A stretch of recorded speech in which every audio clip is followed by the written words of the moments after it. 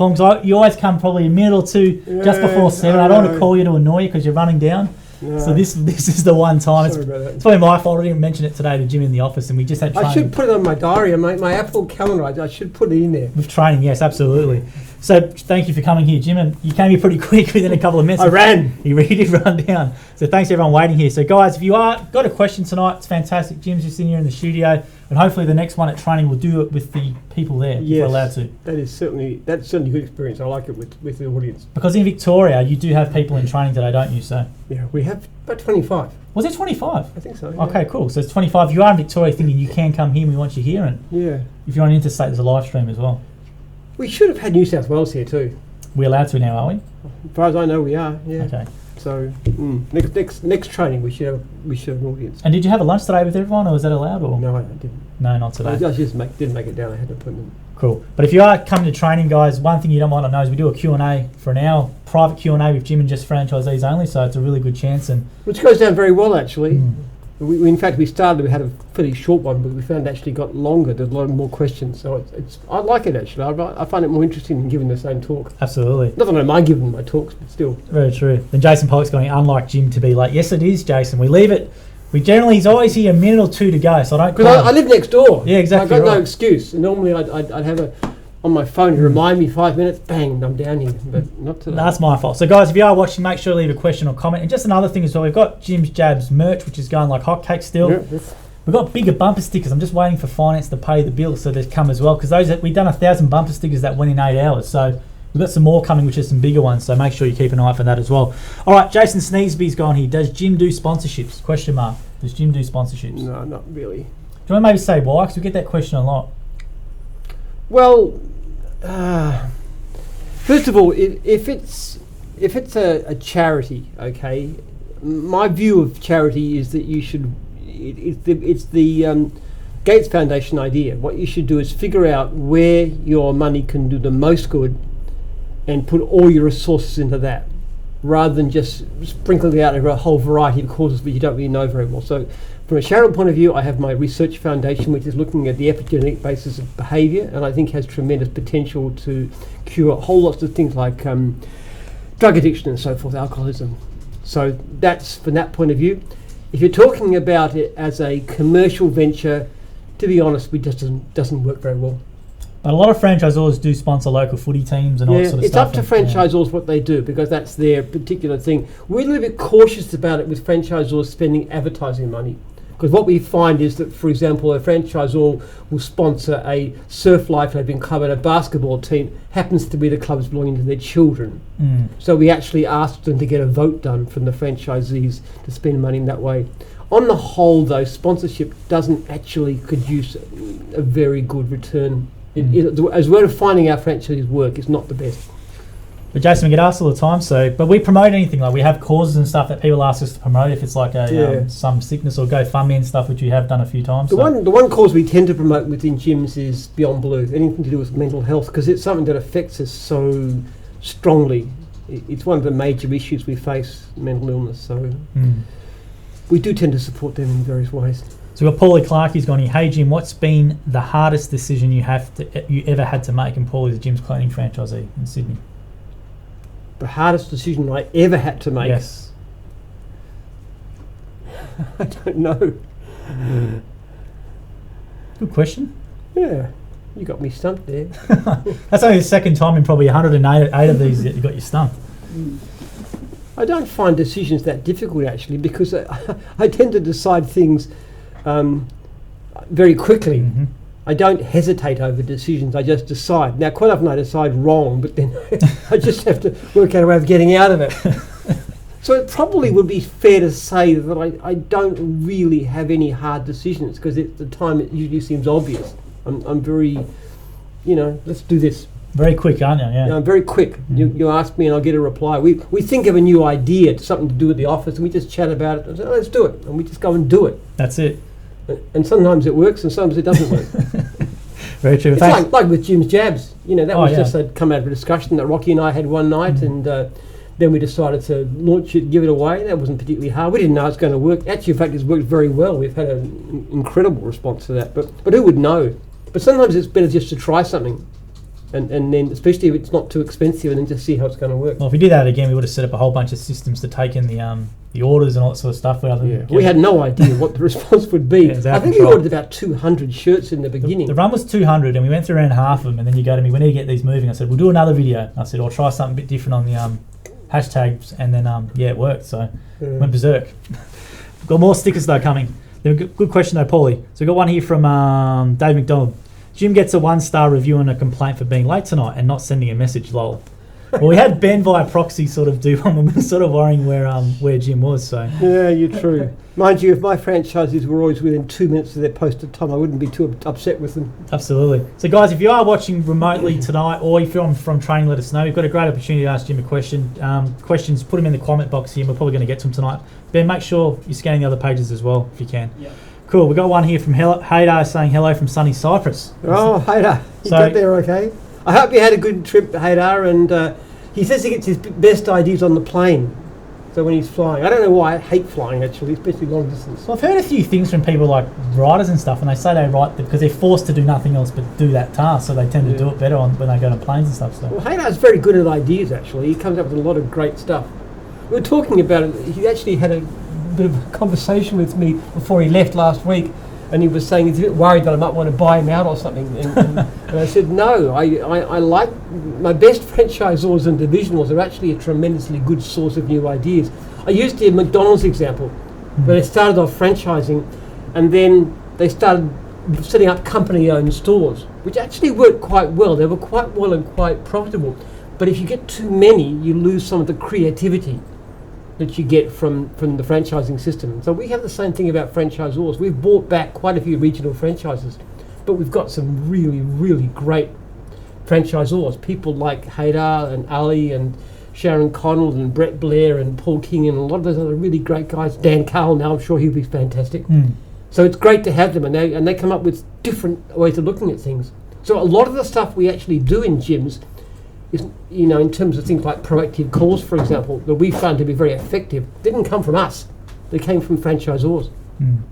So yeah, I don't know if Haydar can hear in the background, but it's raining here. We've got jackets inside in the middle of, what is it? Middle of November. I'm sure you're missing the damp and rainy Melbourne weather. I'm sure he's got a beer. He's got this beautiful beachfront place. Yeah, like a villa. I know it's like an apartment or villa or something. I've seen a picture of it. Yeah, it looks really nice. It does too. So the money from Steve Reardon's gone here. Jim, how has your day changed since we've exited lockdown? From Steve Reardon.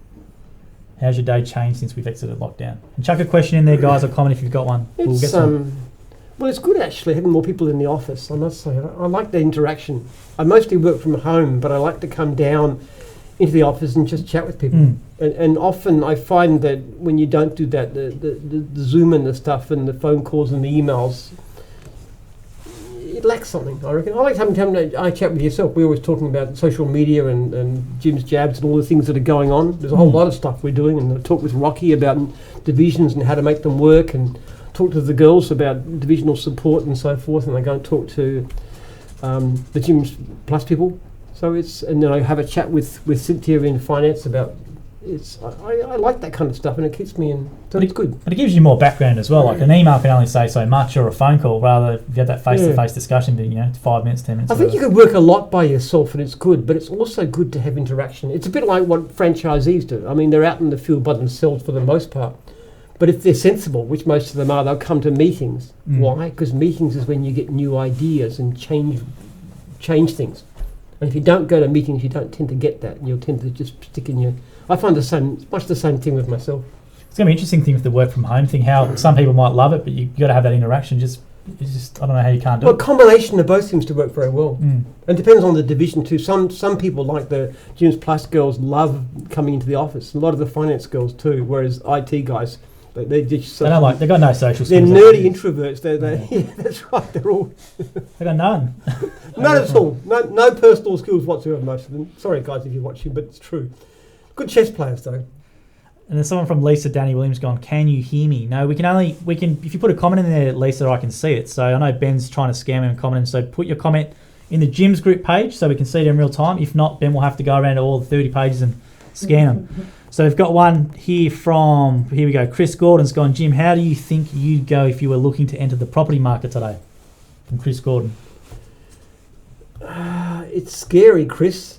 And the one thing that's really unnerving is that property prices have been bid up so high on the basis of ultra low interest rates. And the trouble with that is inflation is starting to take off. Now, whether it'll take off completely, I don't know. But I don't have any long-term faith in the stability of our currency. And the trouble with that is if inflation takes off and they raise interest rates to any significant degree, you're going to find the property market potentially crashing.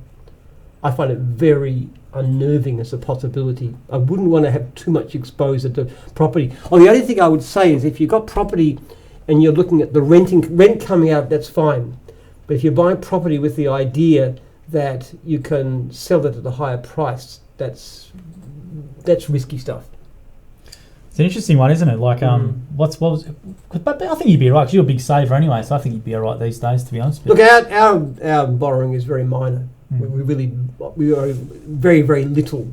So if interest rates doubled or even trebled, it wouldn't worry us too much. But for a lot of people, it would be disastrous. I think it's a shame, actually. I think it's terrible the way property prices have gone up so much. A lot of that's got to do with stupid government policies like restricting the sale of land, covenants on the sale of land, so people can't afford to buy houses. It just shoots up the property values all the time. The foreign investment for me is the big one. Foreign investment from overseas, they get their money out, put it into the property market here because it's safe. That happens all the time. So, look, it's just next to this place here. This has got 5-acre covenants around where we are. If you go to the bottom of our property, there's these 5-acre lots with nothing on them. There's no houses, no nothing. Somebody is sitting on there waiting for it to be rezoned or whatever. Rezoned. Yeah. I mean, people could be living there. We could have hundreds of people living around here. And we're sort of like 5 minutes from the station, shops, employment, offices, all kinds of things. So why aren't people allowed to live here? It's a really bad idea. And what you have to do is you force up the price of housing, and the people who can't afford it have to travel way out to Whoop and drive in to work every day, pumping billions of tons of carbon dioxide into the air every year. It's just crazy the way things are. It's so wrong. It's so unfair. What about a hedge against inflation? What would you be doing? A lot of people doing crypto for the hedge against inflation. Bitcoin. Never crypto. No, I do not believe in that. It's just gambling. It's fundamentally immoral. It's got no productive value at all. Certain forms of crypto has, in terms of things like contracts and stuff, there are. But as a currency system, it's awful. It's pure speculation. I would not touch it. I would never touch a thing like that. If I'm going to invest in something, I need to see value. Because what we do in gyms, it's got value. We get great service to clients, but even more than that, we give a great potential to our franchisees. What would you be hedging though? Would you be buying gold or would you be buying silver? I'd buy Jim's regional franchise. There you go. There's your hedge against inflation. And I would also, what I have been doing is investing in my own business. I'm buying back regional franchises. I'm investing in growing gyms. We just hit 4,500. I should have mentioned at the start, we hit 4,506. Today, it's the first time, which is a real milestone. And next year we're going for the big 5,000. I'm investing very heavily. We're spending $5 million a year on IT development, which is an investment in the future. So to me, the best hedge is a business that you're involved in, if you can do that. Well, you can't be sacked. So when the crunches come on businesses and they get rid of people, you can't be sacked from your own work. It's a very exciting time to be in business. I've been reading this book called Scaling Up. By Reid Hoffman. Yeah, that's right. And talking about all the different businesses that have started from almost nothing. So my daughter Jasmine, who's like 21 years old, has started selling candles, and she's got a way of doing it with using non-paraffin type candle wax and different kinds of scents and so forth too, and that's doing quite well. Now that's little thing, but it could be anything. That's right. And Jasmine's wonderful. She's amazing. I think I can see her being a great entrepreneur. Who would have thought with you, Jim, with the 30 years ago? That's right, you're right. Who would have thought of me? What's this bloke doing walking, then away you go, so you never know. Okay, we've got one here from Gail Trent has gone here. Jim, have you watched Succession? Best show on telly right now. I love Succession. It's a good show. I reckon you'd like it. Succession? It's a great show. What's it on? It's sort of based on, I guess, on like the Murdochs, and like this guy has this big media empire and his four kids are trying to stab him in the back. What streaming is it on? Binge. Binge gets all the HBO stuff like Curb Your Enthusiasm and all. So I reckon Binge is the best streaming service, in my opinion. That's just my. The trouble is, I don't have much time to watch television anyway. I might watch an hour a day. Succession would be with my interesting to you, I reckon. Yeah, I reckon Succession would be interesting to you. Like I'll think about it. I have to get Binge. We've got Stan and we've got Netflix, and we can't even watch what's on that. We're actually watching the started watching last night, the one about the start of Cleo. What's that one? It's about Ida Buttrose and okay. the founding of Cleo. She's head of the ABC at the moment, Ida Buttrose. Not a fan of her. Well, yes, in that particular thing, but as a business startup story, it's interesting as to how they got it going and so forth. There's all the stuff about, which I can remember about they had a centerfold of Jack Nicholson, the actor, Starkers. He had his hand in a hiding the. When was that? What decade was that? The 70s, 80s? In the 70s. Yeah. It was a big thing. I can remember seeing it. I don't think I've ever seen Cleo since then, because it's not exactly my kind of magazine. But I do remember seeing a picture of Jack Nicholson. It was a huge thing. And I was at uni at the time, so... And they showed the pictures and all the hairstyles and stuff, and it's just interesting. And Kerry Packer and what he was like. And Well, Binge you'd like. If you like your Kerry Packers, your Murdoch and stuff, it's about this big media mogul and his 4 kids. Who's going to take over from him? And they all stabbing each other in the back, trying to stab the old man in the back. I'll think about it. The other thing I really want to watch at the moment is Foundation, that's from the Isaac Asimov story. Though my son says it's not very close to the book, but anyway, it's just such a classic book. A classic series of books, and I'd love to see Foundation, but I'd have to get Apple TV. Apple TV is another one you've got to get. Yeah, I know. See, it used to be simple. You just have Netflix, but now there's so many. There is a service though you can get which aggregates them all. Really? I think it's something via Telstra or something, some box or something, but it does aggregate them all. So, but there is something like that. But there's so many. What ones do you get? You have to have 4 or 5 subscriptions now. Gee, it's amazing the stuff that's on. There's just so many great series you can see from all over the world. Well, it's the content wars, but you're going to have in 10 years, you're going to have 1 winner or 2 winners out of it all, and then the rest will fall away, I presume. Got one here from Sharon Connell saying, hi Jim and Joel, next month we will all be there, so fantastic to have Team Red back in person. Jim's Mowing Bay of Plenty Hawks has said, evening all, hope you're well. Broadcast seems to be dropping out a lot. That was 5 minutes ago, so let us know how it goes. Cool, got some more questions here. We got one here from Matthew Dwyer. This is a bit of a long one. It's gone 2 years in, 90-ish 5-star ratings, and got not 1 but 2 complaints in 2 days. First, I have done something I've never do. Gave a time. I'll be there 12, sadly 12:17. The text came through. 50% discount, customer happy and a new regular. Sadly, the next day, another dreaded text. This one still has me speechless. 5-star rating, 10 days after the job. Also 5-star Google rating, customer happy with work, but unfortunately 6 weeks later, apparently it's my fault. The weeds come back. Endless rain, weeds grow. What can you do?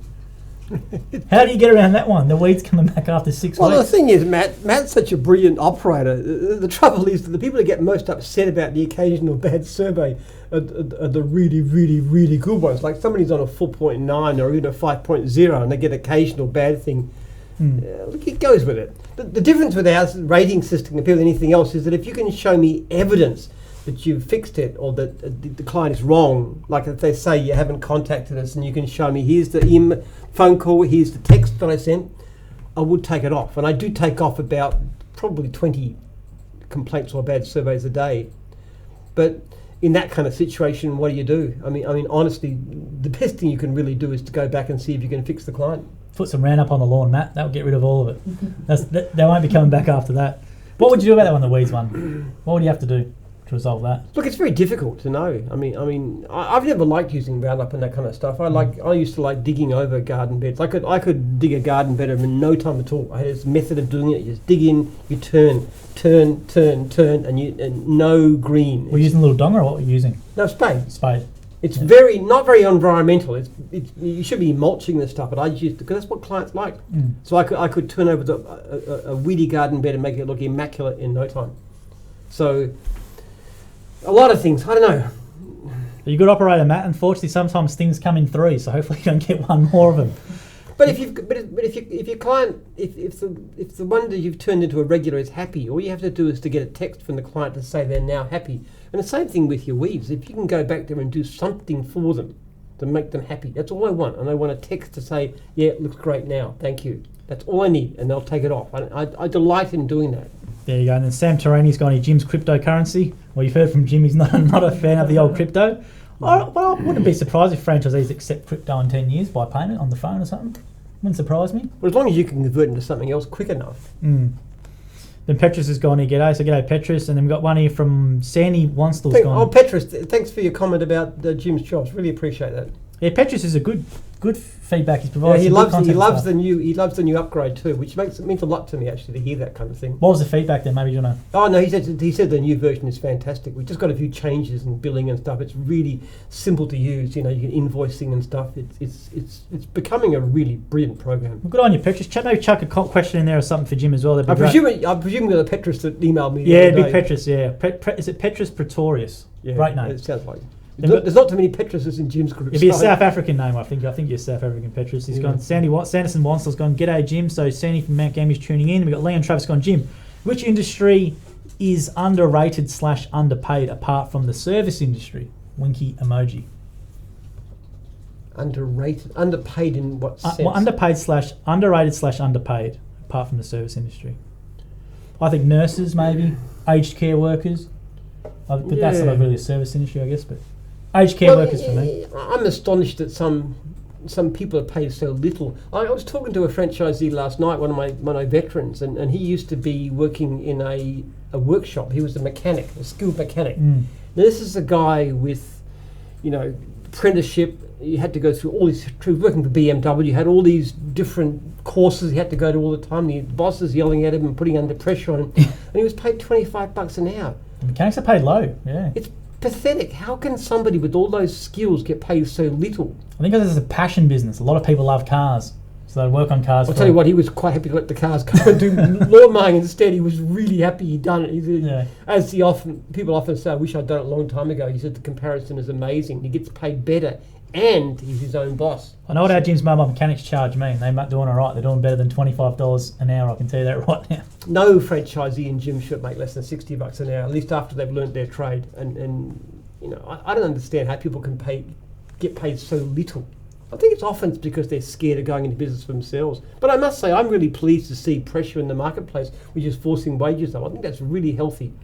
And it is a bit of a struggle now. We are looking for people to work in national office, which we can't find at the moment. So we're actually offering spotters fees and all kinds of things to try to attract people to come. But I also think people think it's self-worth and confidence as well. Like they're scared to try something new, or they don't think they're worth that much when in fact they could be. So it is scary to go into business for yourself. There's no doubt about it. And sometimes it doesn't work out, but usually it does. Last franchisee survey, only 7% of our franchisees said they were making poor income, which is really good. It's the best ever. Now 7% isn't zero.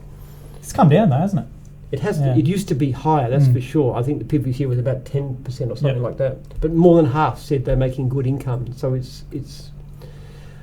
I don't know why people work for other people for such miserly pay. People like nurses. Nurses are a good example too. Aged care. I think aged care workers for me. After seeing what goes on in there, yeah. And that's a tough job. It really is, and they're good people who do this. And I've seen they're under-resourced all the time. My mother was in aged care for a long while, and she was a very difficult lady towards the end. She, and the women there were just amazing. They were just incredible. I mean, I really wouldn't be at all unhappy if they get $30 an hour or $35 an hour, which is, I'm sure, a lot more than they're actually paid. There's a lot of issues with aged care. There's been a Royal Commission. It sounds like there's going to be more coming because of the privatisation of it. So I've got my mum in there at the moment, and there's a lot of dramas with the one in Warrnambool at the moment. So there's been a lot of letters to the Minister, Greg Hunt. I've written mine like it's... I'd be very happy to see wages go up. Like you go into a restaurant, for example. I mean, if every worker in a restaurant got an extra $5 an hour, all that had happened was that you'd have to pay a little bit more for your dinner. You might pay an extra, 5% on your restaurant bill, but what the heck? I mean, if you're able to eat at a restaurant, you can afford it. And even the people that work in the restaurants could probably afford to go out and eat themselves on their off days. So I think it's very healthy. I think it's been very depressing, the fact that wages haven't risen, and I like it. And I think possibly one reason too is because we haven't got all these international students coming in and it's a big problem, cutting wages down. Yeah, I think it was an article the other day. This restaurant couldn't get dishwashers, and they're offering $50 an hour.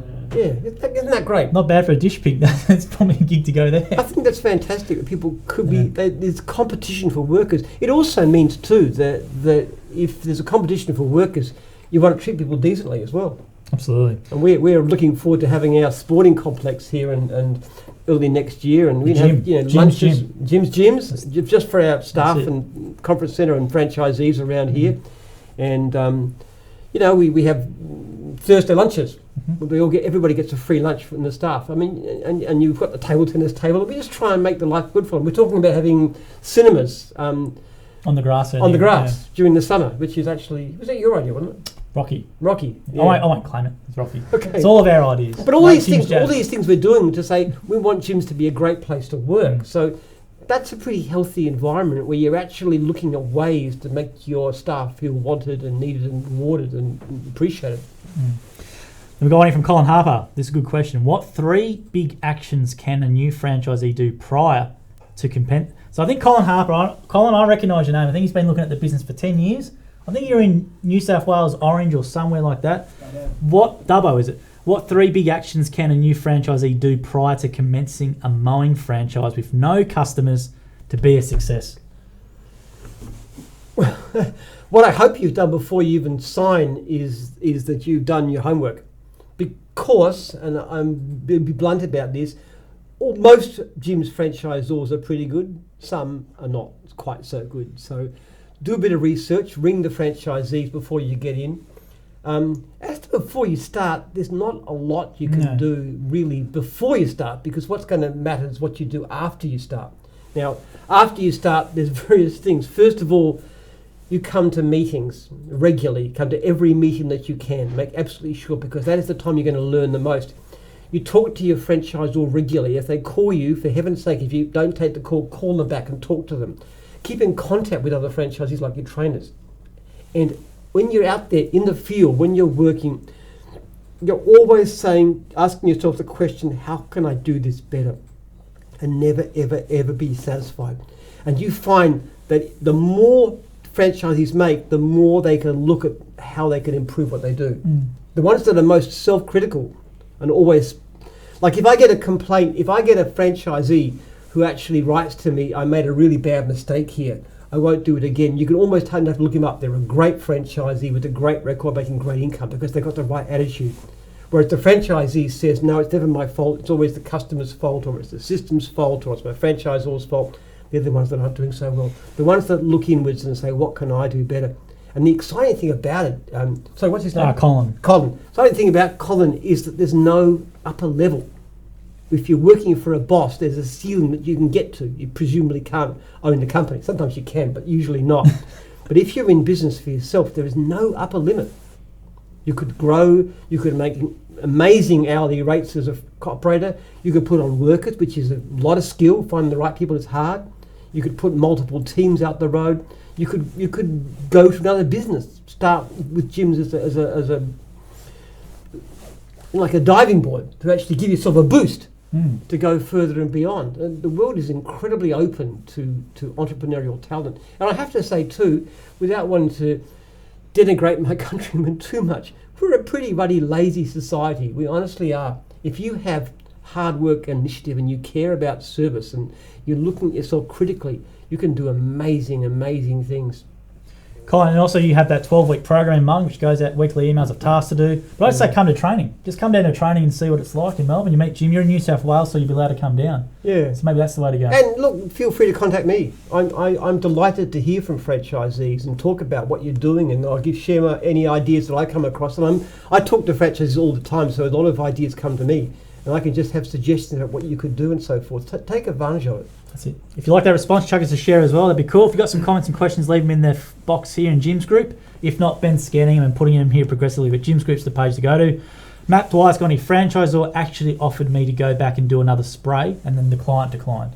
Yeah. So the client declined Matt to go back to do the weeds. I know. It's tough. All I can say, Matt, is that every client is not going to be happy with you, and it hurts when you've got such a great record, but what can I say? I will delete complaints based on if you've got a great rating. Like if you've got 4.6 and above, I'll delete 1 a year, 4.8 and above 2. If you've got 5.0, I'll probably do 3. We haven't, people on 5.0 don't get too many complaints. But the surveys can't, because otherwise it becomes circular. And Petrus has gone here to Colin before, network, absolutely. Yes. And one from here from Jim's Mowing Bay of Plenty Hawke's Bay. When quoting for weed spraying, suggests that they have it done every 5 to 6 weeks or as conditions require. Yeah. So maybe that Or maybe let us know the quote. Maybe that was maybe not put on there. I don't know. I know. Look, people do like weed spraying these days. I never did it. I was never keen on chemicals when I was out there. I just like to dig out of a garden. It's more obvious. It does cause a lot of complaints and problems. Then Damien Don says, Jim, has anyone ever inquired about buying a franchise but not bought because they can take the jobs with Gyms Plus Bizza? From David Don, it's a good pointed question. We have heard that it's happening. I in some situations, yeah. But then again, the thing about Jim's jobs, things about Bizza is that you only get the ones that the franchisees don't want. So if you're in a busy period, you might get work. But then as soon as the leads start to drop off, say like after Christmas, your franchisees are flat out and doing well and independents going bust. What actually has happened a lot is that people have started off taking Bizza and transferred them and taken a franchise. It's actually, I think that's a lot more common. There's been quite a few that have wanted to come across. And I tell you what, if they can have any sort of success as an independent, which is a very tough environment, we will welcome them to gyms, and they usually see their income just shoot up like dramatically. And you're part of a brand, like, you know, if you're doing a brand in isolation these days, I'd hate to do it. It'd be too much money to put into it. And look, we've had people who've gone independent from gyms too, and not infrequently they actually come back. And one of the reasons is because the gyms gives you an ability to charge more. I mean, okay, you might be paying 8% of your income in terms of fees, but if you can charge 20% more by carrying the brand, which you should be doing, it's worth it. But also as a normal business owner, you've got a website, marketing, leads, all this stuff you've got to worry about, you know, so it's... Yeah, and then you talk about the networking possibility of building a major business. You can learn from people who've been successful, people like Dan Carl, who've put on workers, and we can show you how to make your business grow. I guess stop the sales pitch. We'll stop the sales pitch, but that's a good one there, Dave. Chris Gordon's gone here. Jim, you know El Salvador is already using Bitcoin as an official currency and are building schools with their profits! Exclamation mark. You're a Bitcoin fan there. Well, from what I've heard, the people of El Salvador aren't as keen on it as the government would like them to be. They've also got one of the highest murder rates in the world, El Salvador, so it's not a very safe place if you're going to get robbed with your wallet. From what I've understood, it's been tried. It's the first ever, but it's not working that well. I mean, I might have different stories. I've never heard of anybody building schools out of the profits. I've just heard that a lot of people just don't like it at all. It's very variable. I mean, the great thing about a currency is that it's something that you can hold on to, and you know what it's worth. You know, if I've got $1,000, I know what I can do with it. If I've got so many Bitcoins, how do I know what it's going to be worth tomorrow? It could be worth double, it could be worth half, it could be completely disappear, who knows? I think people love the concept, though, of not having the government responsible for their money. That's because a lot of people are not anti-government sort of now, right?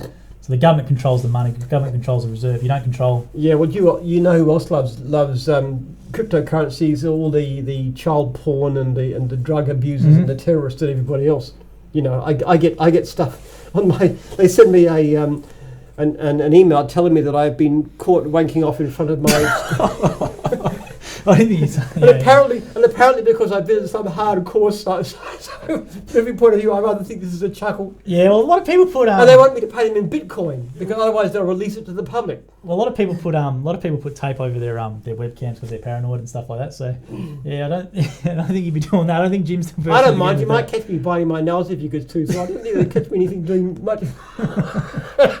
I find it a bit of a chuckle. But the fact is, they're getting paid in Bitcoin because it's the perfect blackmail. You see, blackmailers have got it easy there, so they don't have to sort of have cash drops in peculiar places. You just have to pay it by... No Western Union transfers and stuff. It'd be all Bitcoin. So I think there's some pretty nasty characters around there on the internet. So I'm not particularly happy about something that governments can't see. I'm not that much of a libertarian, I'm afraid. Then Jeff Whitman's gone here. Good evening, Joel and Jim. For the weeding, I'm starting steam weeding service for my Jim's Mowing franchise. So Jeff's a franchisee in Geelong, I think. So steam weeding.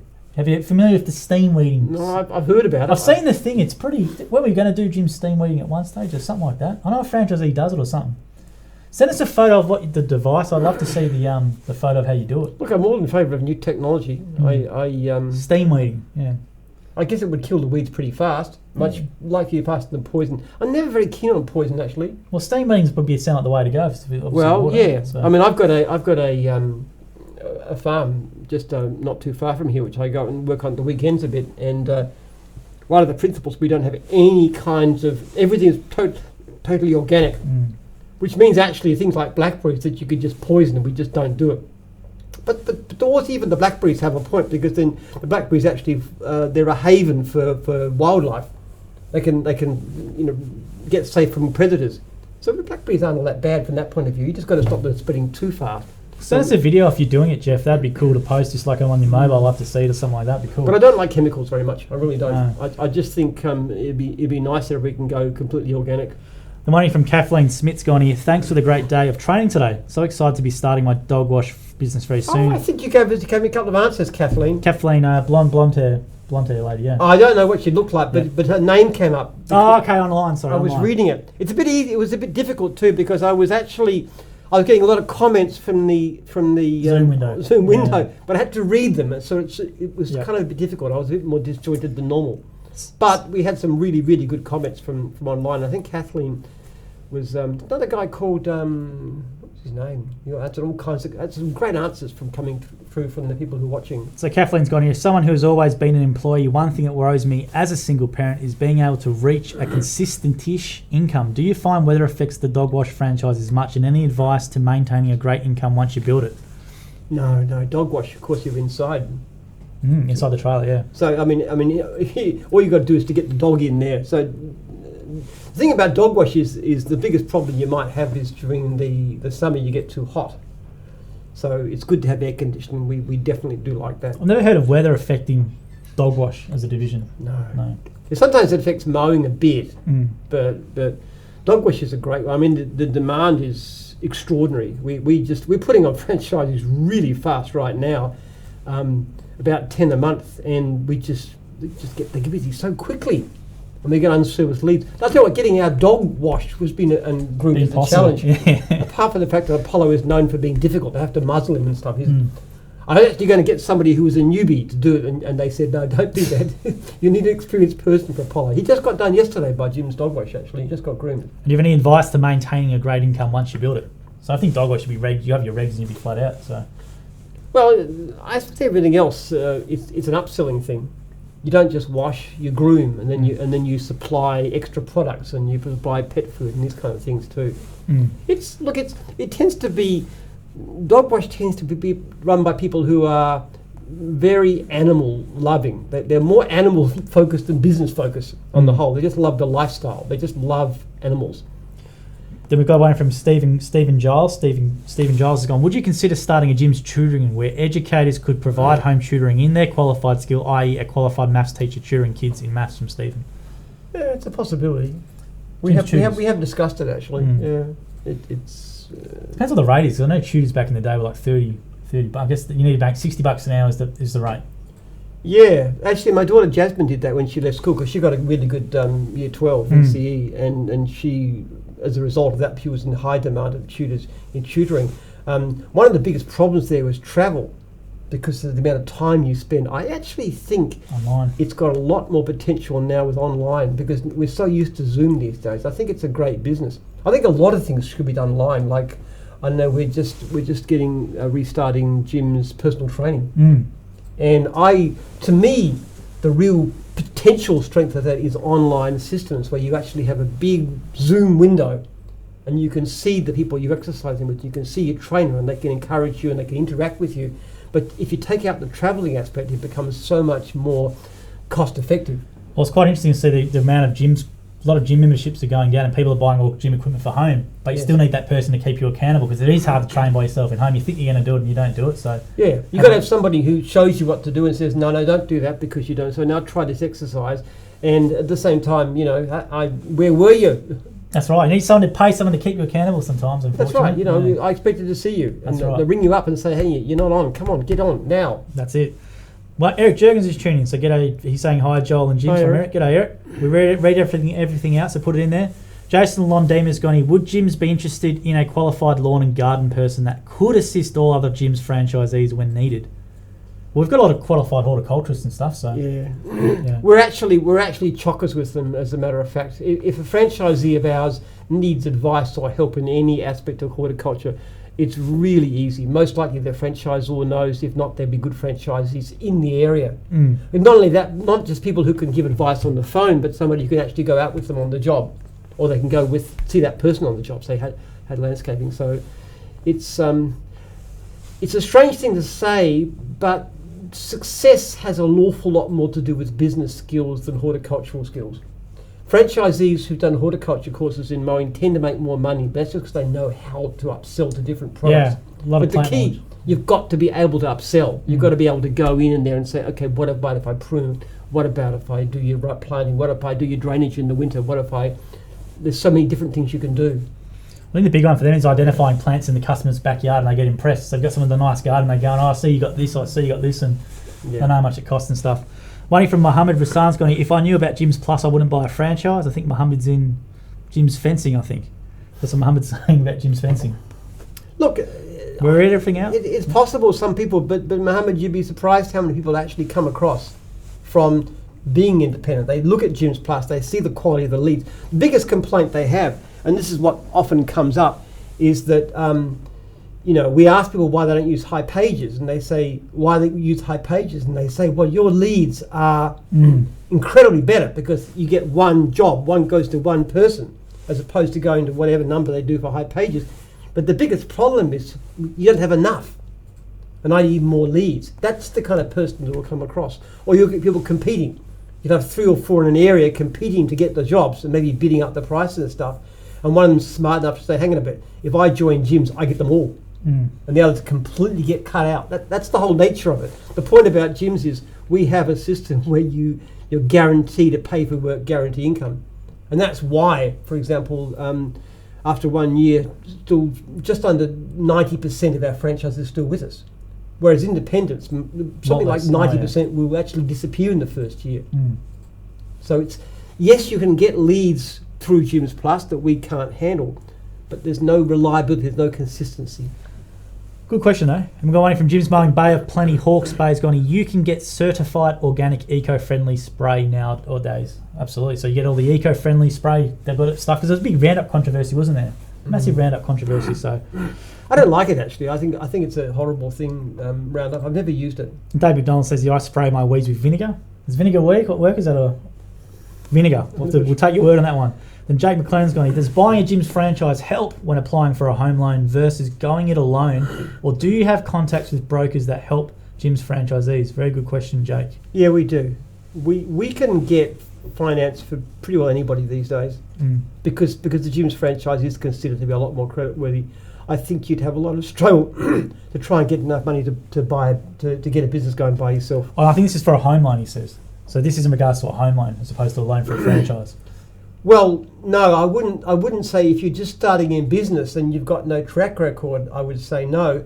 But what you've got to do is to start work, show the bank your 6 months figures. And if you're a typical Jim's franchisee, you're clearing at least $100,000 a year. So that you show that to the bank, this is my figures, and the bank says, wow, okay, good, you're a good credit risk. That's how it works. I wouldn't say I'm buying a Jim's franchise, therefore can I have a home loan. I'd say this is my last 6 months or last year's figures. Can I have a home loan? And we've got Jim's Finance as well. I know Jim's Finance do a lot of stuff for home loans and cars and all that sort of thing as well for franchisees. They understand the situation. We've got a lot of sources of supply we can put you towards. Absolutely. And then we've got one here from Brendan Ford. Yeah, Jim's Finance can help. I spoke to Vanessa today. Great help and advice. Yep, Vanessa's good. And we've got Paul Jones here. Hey, Jim, thanks for the 10-year call the other week. Yeah. Do you remember that one? From Paul Jones. 10 years. There's a lot of them you do. I know you do a lot of them Sunday. I do quite a few. I do 10, 15, 20, 25 years. It's a good initiative, that one. It's very useful actually. I get a lot of, it's very motivating. I get a lot of great stories about people who have just said how wonderful it is and what difference it makes. I often ask them what they were doing, like this guy last night about the mechanic. Yep. And why he changed. And he said, Cheapers Coopers, I was just paid. I mean, that was 10 years ago, but $25 an hour even then wasn't good money for somebody with his kinds of skills. And he just says, this is so much better. Well, you've been doing it for a while now, for a couple of years. I think we do the email, we do the video with the email, we do that. I think it's good actually. It's been a good initiative. I think I rang about 8 people last night, and I think I've talked to everybody. Either I got them or they rang me back, and it was some great stories. Sometimes people have troubles too, and I can help them with it.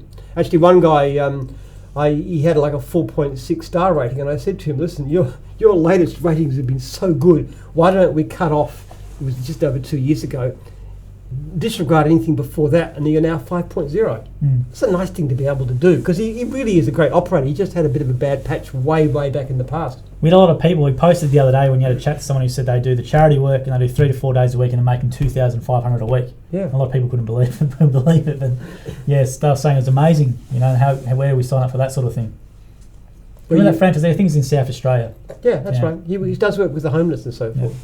He's a wonderful guy. Actually, it was really inspiring. He said to me, "I don't need that much money. $2,500 a week." Was that net or was that total? Because I got to ask that question a bit. Do you remember?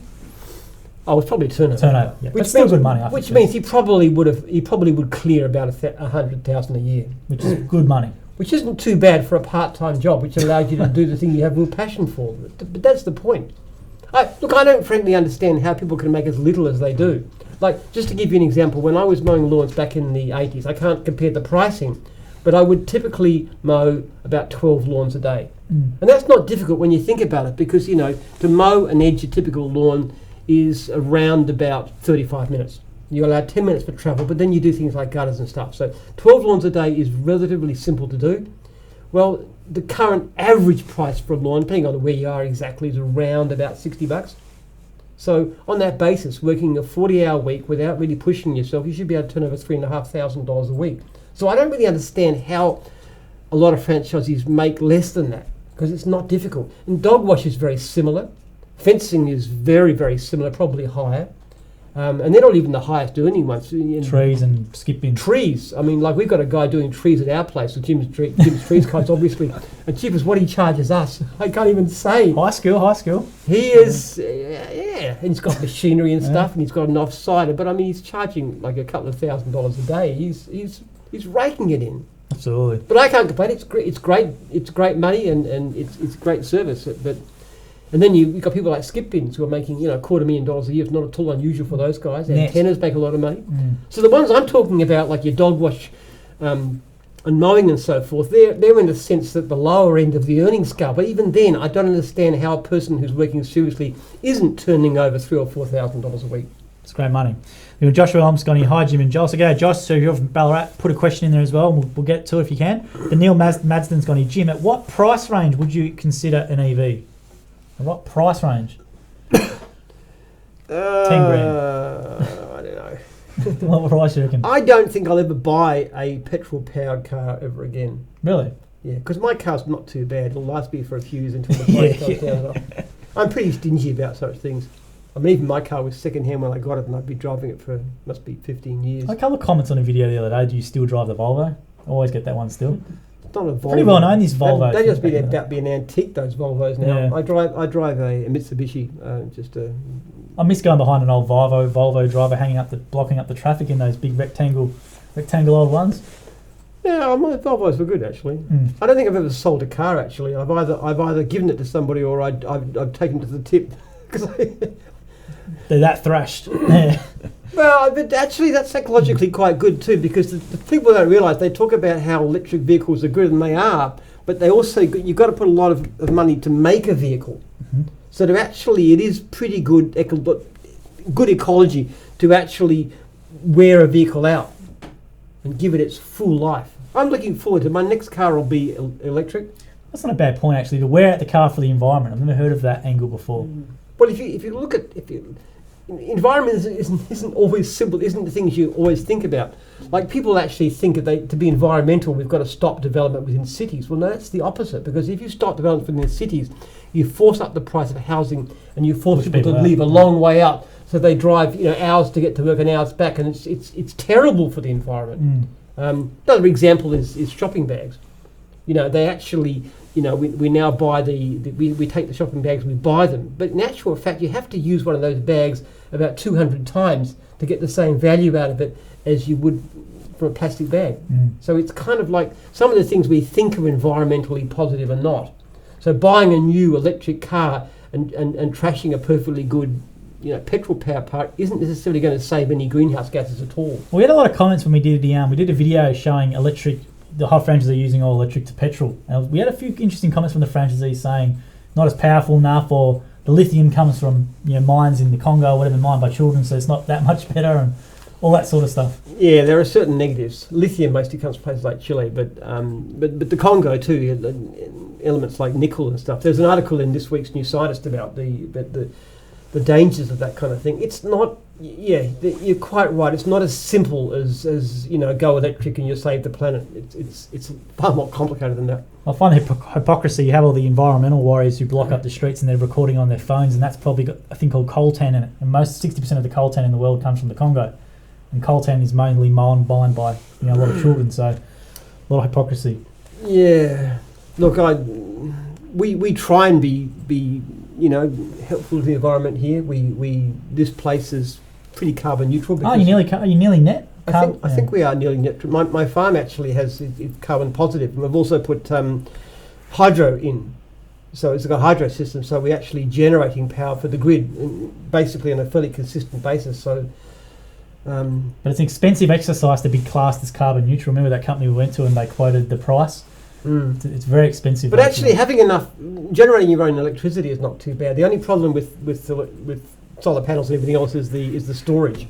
The thing I'm really hanging out for is batteries. Yeah, we've got some batteries on this place, but they're not really enough to actually run the place completely without the grid going on. Well, no one really seems to be able to figure out the battery sort of problem. The batteries you put in devices. Obviously, you have those, the Duracells and stuff. Well, a battery works pretty good for a mobile phone. Yeah. But when you try and run a hot shower out of a battery, then you really run out very quick. So, true. Look, I'm really interested in battery technology. There's some amazing ideas coming around. If we have some sort of breakthrough and they become really, really cost effective, and also disposing them as well. Wear out so much. Also, disposing them is a big problem. Disposing. Yeah. But what you want is a battery. I know that the Gates Foundation is funding, at least Bill Gates is funding this battery. I think it's them, and it's based on iron oxide.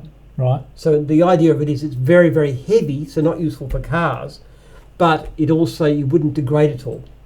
And potentially is very, very cheap. It's based on the oxidizing of iron. And so, there's some wonderful potential technology. And if that comes around, then it could become really, really practical. I would love to be off the grid entirely. That would be fantastic. And David's gone, I don't use plastic bags. I take plastic tubs and fill them up. The Milwaukee pack-out crates are my go-to. So he takes the Milwaukee pack-out crates, the big things you put your tools in, and away he goes. Then Linda's got any hi from Linda and Adam Willis in Bundaberg. So g'day, Linda. Leave a question in there if you want. We've got a couple more minutes left for Jim. Then one from Fiona Galvin's gone here. Jim, do you reckon we'll realistically reach net zero by 2050? Should have asked that earlier. That's been a big topic with the COP26. I like so, but I think it depends on technology. On current technologies, no possible way we could do it. It just is not practical. But if there's enough ingenuity and great technology and better batteries and hydrogen power and the rest of it, it's feasible. We just have to develop the technology. And we could have much better policies in Australia too. We should have a carbon tax. I'm a strong believer in a carbon tax, but we should redistribute it to the population on a per capita basis. At the moment, things they do, subsidising solar panels, is quite inefficient, but it also takes money from people with less income and gives it to those who are better off, like ourselves. And that's a really bad system. Whereas if you had a carbon tax, it's more efficient and it would distribute money towards the people who need it. I was listening to Jordan Peterson thing on this, and he said there's this book, or apparently this book, I've got to get it for you. They gave the world's best economists $75 billion and they said, fix the world. Right? And you know what they found the most impactful thing on climate change was? People where they had more than 5k a year in earnings. That capitalism actually made the most impact on environmental factors. They were saying when they gave people a higher living standard, actually helped them better. Actually, that was the biggest thing to help them started caring about the environment. They didn't chuck rubbish into the water, or they didn't do this and that. They didn't burn coal and stuff. So that was the biggest impact. I have to get this clip for you, but it was quite interesting. I have great concerns about the levels of inequality in the world today. The gap between rich and poor growing. That's why I love the idea of wages being pushed up by competition by employers, including myself. Well, did you see the thing about Elon Musk the other day when the I think it was the head of the World Food Organization or something said, Elon Musk could solve world hunger with $6 billion donation, whatever. Then Elon Musk said to him, prove it and do open accounting and I'll give you the $6 billion. Yeah. Hasn't heard a reply yet. No. What does it say about that? Because I reckon there's billions of dollars which goes into that every year with how they run. I reckon half of them suck at administration fees. And all that The sort of trouble stuff. with serving the world problem, you probably could buy food and give it to the poorest, but that doesn't really help very much because what you then do is you undermine agriculture in the states that need it. What you really should do is help people to grow their own food in a way that's more productive. I think one of the greatest things, I'm reading a book about genetic engineering and so forth, and the degree of opposition to genetically modified organisms is horrible. Like 250,000 children a year go blind because of lack of vitamin A, and they developed, and half of them die. And this is kids dying, okay? They developed this wonderful thing called golden rice, and which has the potential to actually help all of these kids. And you know what? The GMO people, anti-GMO people, fought it, and they did everything they could to achieve this goal of letting these 250,000 kids a year go blind. And I thought it was appalling what they've done. And all anti-scientific, quasi-stupid ideas. Yes. It makes me really angry at the way people do things. I can understand it when you try and make, crops that don't get killed by Roundup and stuff. Well, that's pretty off. But something like golden rice is fantastic, and there's so many brilliant ideas that we could do. We could help to feed the world, not by giving them food, but by giving them technology to have better crops. And also those business loans in like African and stuff. They do those those little loans, micro loans. The micro loans, yeah. That seems to work a bit. There's wonderful things that could be done. And technology can do amazing things for the people like that. Well, I think we need to see some protest over that. This rice thing, that's what we need to see the protest about, because I forgot to ask you about that at the start, but that was pretty, the pandemic bill. I guess we have to... What was that? Remember the pandemic bill, the kill the bill that's been going around, the big protest on him, been going every day. I tell you what. There's people occupying the government house now. There's people sleeping on the steps. It's shocking. I just cannot believe. Did I ever tell you the story about the rats of Tobruk? No. Did I tell you that one? You probably have, but I might have forgotten. But okay, look, this is a story. When during the siege of Tobruk, when it was mainly Australians that were actually being besieged by the Germans, there was this British officer. He came up. He found this digger stripped to the waist, digging in the bottom of this ditch. And this guy got really irate, and he's standing there. He's got his immaculate uniform, shine shoes, and everything else. And he said, "Don't you know how to greet a superior officer?" He was just indignant. The guy gets out of the ditch, and he goes to a bush, and he puts on his shirt, and he's a major. And then he saluted the guy, and he said, "Listen, I'm the CO around here, and they don't even salute me. So piss off." Now, see, that's the kind of people we were back in those days, not too long ago, within a single human lifetime. And when I compare that sort of rugged, egalitarian, stuff to authority attitude with the pusillanimous weakness and cowering timidity of people today, it makes me sad. We've lost so much. Well, it seems to be, the people, they're going pretty hard and relentless, and they've been copping it a bit, so it might be interesting to see how that goes with. I think it's about time we stood up for ourselves. Look, I don't object to things like shutting down, football matches and mass gatherings and stuff, but I think the way we've been pushed around in this latest epidemic is pathetic, and I can't believe how many people love to be pushed around. Oh, Premier Dan, just please whip me. I mean, what are they talking about? It's just... Yeah. It's like a sort of weird kind of masochism. They want to be ordered around by the state. I just can't comprehend it. And the thing that was done to our people last year was shocking.